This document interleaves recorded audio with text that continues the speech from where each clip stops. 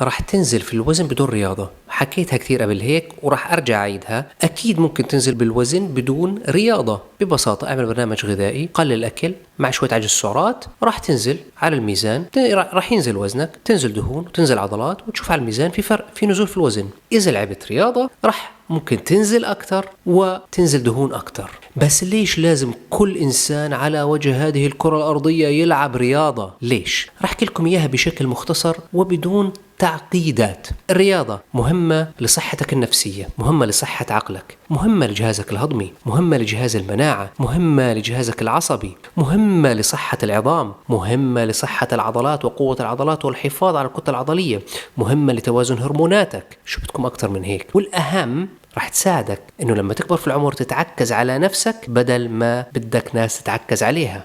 عرفتوا ليش؟ وإذا بدكم نساعدكم في سوبر هيومن في برنامج غذائي وتمرين يوصلك لأهدافك، ابعث كلمة سوبر أو شوف اللينك الموجود عندنا في البايو. سلام.